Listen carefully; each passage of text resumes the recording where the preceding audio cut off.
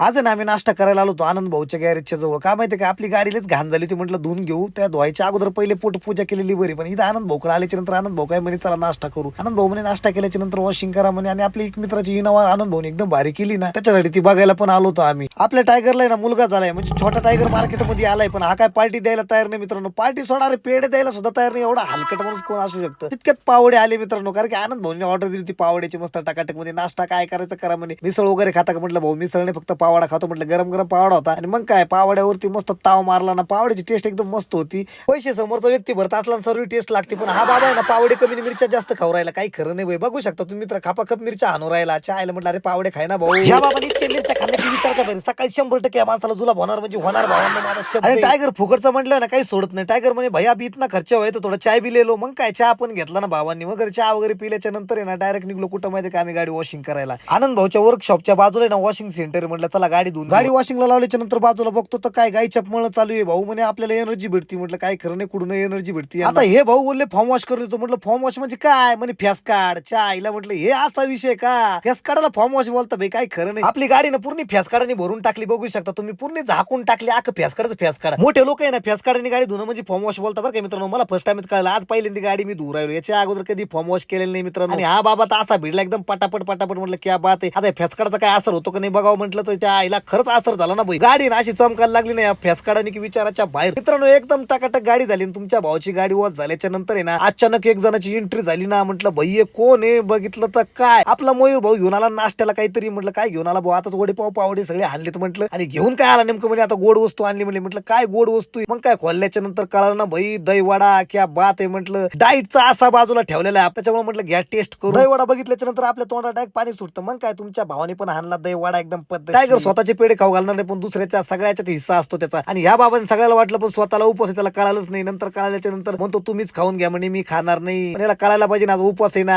टायगरचं कसं माहितीये का, दिसतंय लाकडावानी पण खातंय माकडावानी. बघू शकता तुम्ही, डायरेक्ट पिशवी घेऊन ठेवली. स्वतः अजिबात पार्टी देत नाही मुलगा झाला तरी. आणि हा कोणाची गप्पा मारून राहिला काय माहिती, रस्त्यावर जाऊन जाईल ना गाडी घेऊन. त्याला म्हटलं नाश्ता बी झाला आणि गाडी पण धुवून झाली एकदम टकाटक मध्ये. आणि डायरेक्ट जायचं कुठं म्हणजे नाशिक रोड रेल्वे स्टेशन. आता बुकिंगचं काहीतरी पाहावं लागलं पोटा पाण्याचं. आता हे रिकम टेकडे यांच्या घरी ना पैसा पाणी मजबूत आहे, यांना काही टेन्शन नाही. आपण ना गरीब माणसं आहे, आपण जर काम नाही केलं ना भाई आपले खायचे वांदे होऊन जातील. त्याच्यामुळे ना आपल्याला काम करणं गरजेचं. त्यांना म्हटलं आधी रेल्वे स्टेशनला घ्या, तिथून बुकिंगची सेटिंग लावतो काहीतरी. आणि हे दोघं ना टू व्हीलर वरती पाठवले आम्ही पुढे. म्हटलं फालतू गाडीला ओझं होऊन जाईल. म्हटलं पहिलेच 5-6 जण आहे आणि हे बोकांडी काय यांना म्हटलं या तुम्ही टू व्हीलर वरती, आम्ही जातो डायरेक्ट 4 व्हीलर मध्ये टाका. नाशिक रोडला आल्याच्या नंतर मला कळलं या माणसाने ओला उबर मध्ये इतकं छापून ठेवलं, गाडी घोडा बांगला गेला सगळं बांधून ठेवलंय. पण आता आमच्या गाडीचे हप्ते सुद्धा जाईना. यांनी रिटायर व्हायचं या माणसाने, आता वय झालं ना. रिटायर व्हांग गोरगरीबाचे कम से कम गाडीचे हप्ते जाऊ दे ना. भेटू आता नेक्स्ट ब्लॉग मध्ये. पर्यंत लाईक करा, फॉलो करा, मराठी ब्लॉगरला सपोर्ट करा. धन्यवाद पब्लिक.